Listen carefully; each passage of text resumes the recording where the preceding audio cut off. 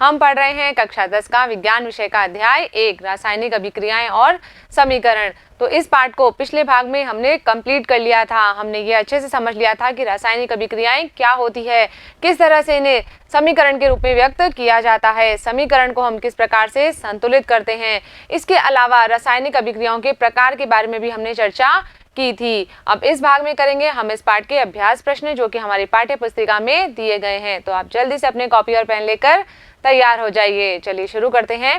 पहला प्रश्न हमें यहाँ पर दिया गया है, नीचे दी गई अभिक्रिया के संबंध में कौन सा कथन असत्य है। यहाँ पर हमें एक अभिक्रिया दी गई है और इससे संबंधित कुछ कथन हमें यहाँ पर दिए गए हैं, तो इसमें हमें गलत कथनों की पहचान करनी है। तो अभिक्रिया क्या दी है हमें, 2PbO प्लस कार्बन मिलकर क्या बना रहे हैं, 2Pb प्लस CO2 गैस का निर्माण यहाँ पर हो रहा है। अब कथन हमें दिया गया है सीसा अपचयित हो रहा है, तो क्या ये सीसा अपचयित हो रहा है, यहाँ पर नहीं हो रहा है। अपचयित कौन हो रहा है, यहाँ पर 2PbO लेड ऑक्साइड जो है वो यहाँ पर अपचयित हो रहा है।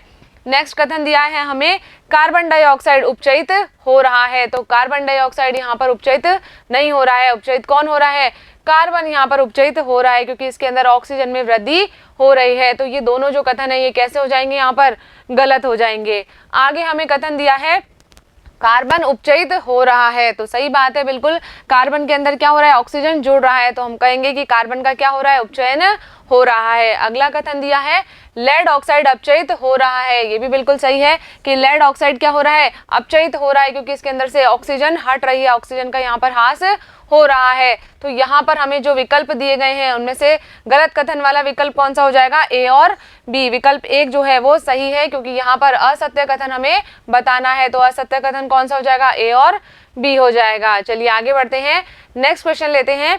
अगला प्रश्न है Fe2O3 प्लस 2Al क्या बना रहा है, ये Al2O3 प्लस 2Fe का निर्माण यहाँ पर कर रहा है। पूछा गया है हमसे कि ऊपर दी गई अभिक्रिया किस प्रकार की है, अभिक्रिया का प्रकार हमें यहाँ पर बताना है। तो विकल्प दिए हमें संयोजन अभिक्रिया, तो यहाँ पर संयोजन होकर एक पदार्थ का निर्माण नहीं हो रहा है, तो ये संयोजन अभिक्रिया नहीं होगी। आगे है द्विविस्थापन अभिक्रिया, तो यहाँ पर जो है दो आयनों का आदान प्रदान भी नहीं हो रहा है, तो ये द्विविस्थापन अभिक्रिया भी नहीं होगी। आगे दिया है वियोजन अभिक्रिया, तो ऐसा नहीं है कि एक अभिकारक टूटकर दो से अधिक उत्पाद जो है वो हमें दे रहे हो, तो ये वियोजन अभिक्रिया भी नहीं होगी। आगे दिया है विस्थापन अभिक्रिया, तो यहाँ पर हम देख सकते हैं कि जो एल्यूमिनियम है ये क्या कर रहा है, आयरन को इसकी यौगिक से विस्थापित कर रहा है, तो ये कैसी अभिक्रिया हो जाएगी, विस्थापन अभिक्रिया हो जाएगी। चलिए आगे बढ़ते हैं। अगला प्रश्न दिया गया है हमें लोह चूर्ण पर तनु हाइड्रोक्लोरिक अम्ल डालने से क्या होता है। सही उत्तर पर निशान लगाइए। जब हम लोहे के चूर्ण पर तनु हाइड्रोक्लोरिक अम्ल डालते हैं तो कौन सी अभिक्रिया होती है और कौन से उत्पाद का निर्माण यहाँ पर होता है। तो विकल्प हमें दिया गया है यहाँ पर हाइड्रोजन गैस एवं आयरन क्लोराइड बनता है। तो क्या अभिक्रिया होती है यहाँ पर कि जब हम आयरन पर क्या कर रहे हैं, तनु हाइड्रोक्लोरिक अम्ल डाल रहे हैं, तो अभिक्रिया के परिणाम स्वरूप क्या बनेगा, FeCl2 प्लस हाइड्रोजन गैस का निर्माण यहाँ पर होता है। तो ये जो विकल्प है ये बिल्कुल सही है, हाइड्रोजन गैस का निर्माण यहाँ पर होगा और आयरन क्लोराइड का निर्माण भी होगा। तो इस तरह से इस प्रश्न को हम हल कर सकते हैं। आगे बढ़ते हैं। अगला प्रश्न है संतुलित रासायनिक समीकरण क्या है। रासायनिक समीकरण को संतुलित करना क्यों आवश्यक है। तो हमने पढ़ा था कि संतुलित रासायनिक समीकरण क्या होती है, जब जो हमने तीर का निशान अभिक्रिया में लगाया है उसमें बाईं और दाईं और जो तत्व दिए गए हैं उनमें परमाणुओं की संख्या दोनों ओर समान होती है, तो क्या कहते हैं हम उसे, संतुलित रासायनिक समीकरण कहते हैं। तो क्या लिखेंगे इसमें हम कि जब अभिकारक और उत्पाद दोनों ओर के प्रत्येक तत्व के परमाणुओं की संख्या बराबर होती है तो जो समीकरण है वो क्या कहलाती है, संतुलित रासायनिक समीकरण कहलाती है। अब क्यों करते हैं हम इस समीकरण को संतुलित, क्योंकि द्रव्यमान संरक्षण का नियम ये कहता है कि अभिक्रिया जब भी हो रही है तो द्रव्यमान का न तो निर्माण होगा न ही विनाश होगा, यानी कि अभिक्रिया होने से पहले और बाद में द्रव्यमान जितना पहले था उतना ही बाद में रहेगा। तो द्रव्यमान जो है वो बदलता नहीं है, इसीलिए हम क्या करते हैं, इस द्रव्यमान संरक्षण के नियम को संतुष्ट करने के लिए ही रासायनिक समीकरण को संतुलित करते हैं। चलिए आगे बढ़ते हैं। अगला प्रश्न देखते हैं।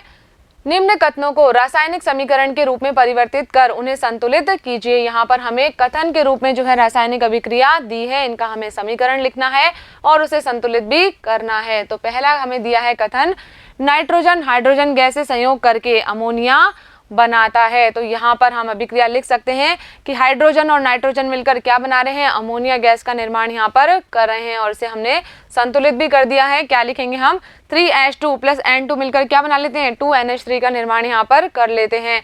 तो यहाँ पर हम देख सकते हैं हाइड्रोजन कितने हैं, 6 हैं और यहाँ पर भी हाइड्रोजन के परमाणु 6 हैं। नाइट्रोजन यहाँ पर 2 परमाणु है और यहाँ पर भी कैसे हैं, 2 परमाणु हैं। तो ये जो हमारी समीकरण है ये कैसी है, संतुलित समीकरण है। दूसरी अभिक्रिया देखते हैं, हाइड्रोजन सल्फाइड गैस का वायु में दहन होने पर जल एवं सल्फर डाइऑक्साइड बनता है। तो समीकरण हम किस प्रकार से लिखेंगे, 2H2S प्लस 3O2 मिलकर क्या बना लेते हैं, 2H2O और 2SO2 का निर्माण यहाँ पर करते हैं। क्या बन रहा है, जल और सल्फर डाइऑक्साइड का निर्माण यहाँ पर हो रहा है। तो ये अभिक्रिया भी हमने जो लिखी है वो कैसे लिखी है, संतुलित समीकरण लिखी है। चलिए आगे बढ़ते हैं, अगली अभिक्रिया देखते हैं हम। आगे दिया है एल्यूमिनियम सल्फेट के साथ अभिक्रिया कर बेरियम क्लोराइड एल्यूमिनियम क्लोराइड एवं बेरियम सल्फेट का अवक्षेप देता है। तो अभिक्रिया को कैसे लिख सकते हैं हम समीकरण के रूप में, 3BaCl2 plus Al2SO4 whole thrice, ये मिलकर क्या बनाता है, 2AlCl3 एल्यूमिनियम क्लोराइड बनाता है और यहाँ पर 3BaSO4 बेरियम सल्फेट का अवक्षेप भी हमें प्राप्त होता है। तो इस तरह से हम इस समीकरण को लिख सकते हैं।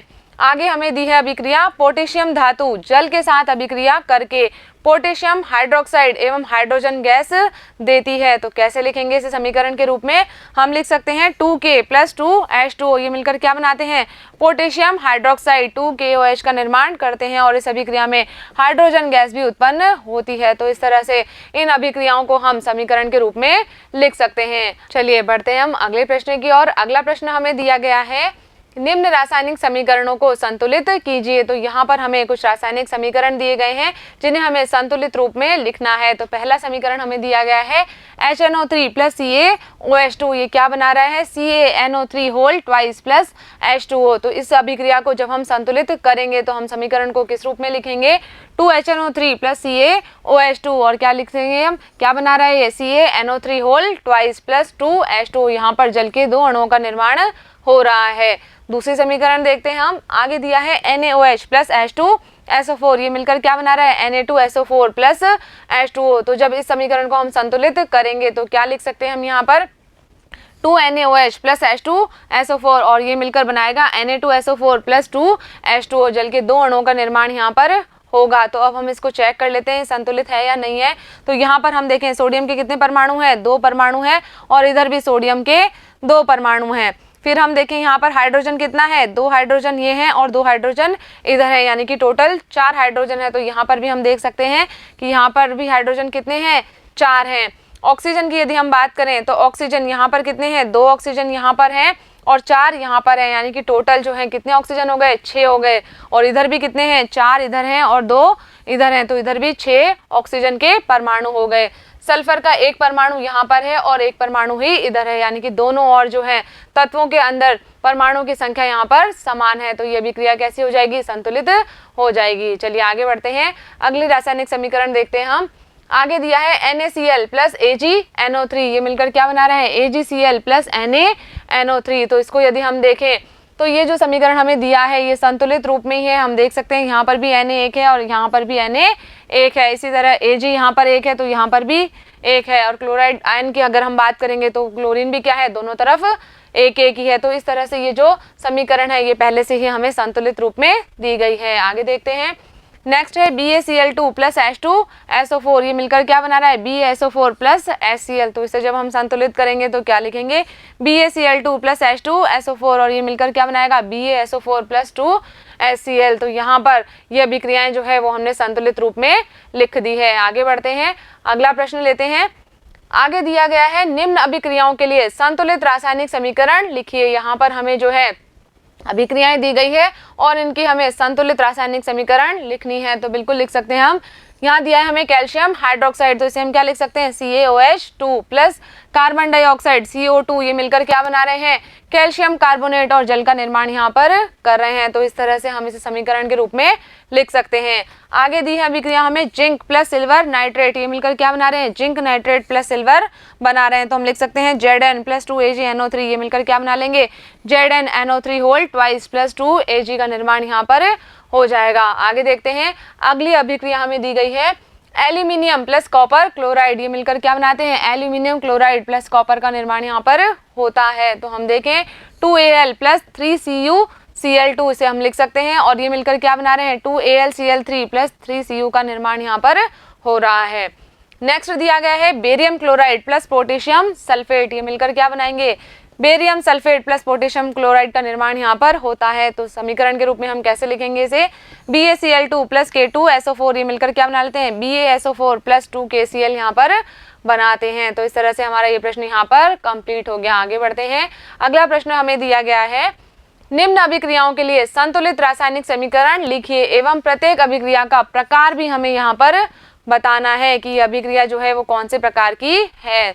तो यहाँ पर सबसे पहले हमें दिया गया है पोटेशियम ब्रोमाइड, ये कैसी स्थिति में है, जलीय विलयन में है, प्लस बेरियम आयोडाइड, इसका भी क्या लिया है हमने, एक्वस सॉल्यूशन लिया है, और ये मिलकर क्या बनाता है, potassium iodide plus barium bromide का निर्माण यहाँ पर होता है। तो अभिक्रिया हम किस प्रकार से लिखेंगे, 2KBr प्लस BaI2, ये मिलकर क्या बनाएंगे, 2Ki प्लस BaBr2, और यहाँ पर हम देखें क्या हो रहा है, यहाँ पर आयनों का आदान प्रदान हो रहा है। तो ये अभिक्रिया कैसी हो जाएगी, द्विविस्थापन अभिक्रिया हो जाएगी। चलिए आगे बढ़ते हैं, अगली अभिक्रिया देखते हैं हम।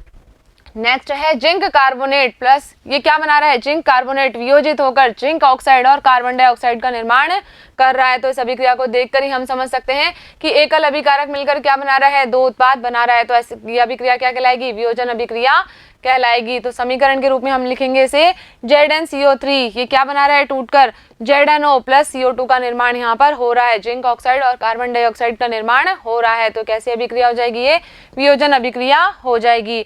आगे दिया है हाइड्रोजन प्लस क्लोरीन, ये मिलकर क्या बनाते हैं, हाइड्रोजन क्लोराइड बनाते हैं।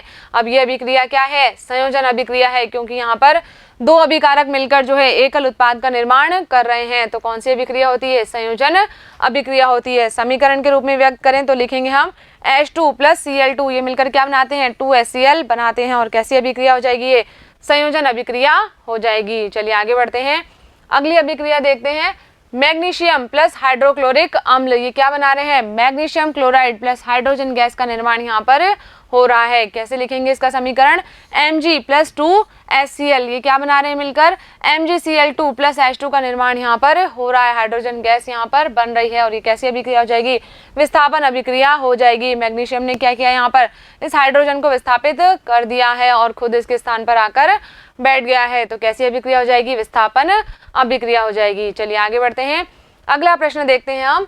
आगे दिया है ऊष्माक्षेपी एवं ऊष्माशोषी अभिक्रिया का क्या अर्थ है, उदाहरण दीजिए। तो हम पढ़ चुके हैं ऊष्माक्षेपी अभिक्रिया क्या होती है, जिन अभिक्रियाओं में ऊष्मा का निर्माण होता है, ऊष्मा बाहर निकलती है, ऐसी अभिक्रियाएं ऊष्माक्षेपी अभिक्रियाएं कहलाती है। तो क्या लिख सकते हैं हम यहाँ पर कि जिन अभिक्रियाओं में उत्पाद के साथ साथ ऊष्मा का भी उत्सर्जन होता है, ऐसी अभिक्रियाएं क्या कहलाती है, ऊष्माक्षेपी अभिक्रिया कहलाती है। उदाहरण यदि हम देखें इसका तो क्या हो जाएगा, कार्बन प्लस ऑक्सीजन मिलकर क्या बनाते हैं, कार्बन डाइऑक्साइड गैस बनाते हैं, और इस अभिक्रिया में ऊष्मा भी उत्पन्न होती है, ऊष्मा का उत्सर्जन भी यहाँ पर होता है। तो ये कैसी अभिक्रिया हो जाएगी, ऊष्माक्षेपी अभिक्रिया हो जाएगी। अब हमें बतानी है कि ऊष्माशोषी अभिक्रिया क्या होती है। तो ऐसी अभिक्रिया जिसमें क्या होगा, ऊष्मा का अवशोषण होता है, क्या कहलाती है, ऊष्माशोषी अभिक्रियाएं कहलाती है। तो हम लिखेंगे कि जिन अभिक्रियाओं में ऊष्मा का अवशोषण होता है उन्हें ऊष्माशोषी अभिक्रियाएं कहते हैं। उदाहरण यदि हम देखें तो हम लिख सकते हैं कि 2AgCl सिल्वर क्लोराइड क्या करता है, सूर्य के प्रकाश की उपस्थिति में वियोजित हो जाता है, किसमें,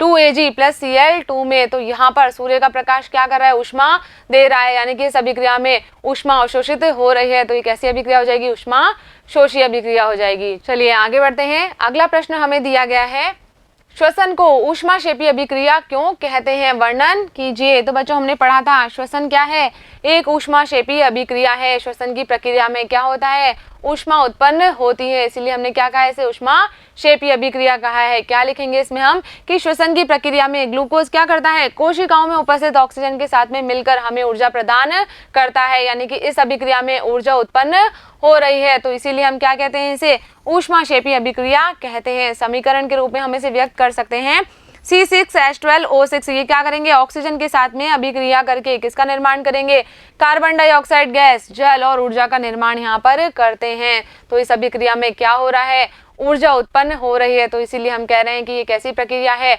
ऊष्माक्षेपी प्रक्रिया है। तो बच्चों यहाँ पर हमारे प्रश्न संख्या 1 से लेकर 10 तक कंप्लीट हो गए हैं। मुझे उम्मीद है कि इस वीडियो में हमने जो भी प्रश्न किए हैं उनको आपने अच्छे से समझा होगा और अपनी कॉपी में नोट भी कर लिया होगा। अगले भाग में हम प्रश्न संख्या 11 से लेकर 20 तक के प्रश्नों को हल करेंगे। तब तक आप पढ़ते रहिए, आगे बढ़ते रहिए। धन्यवाद।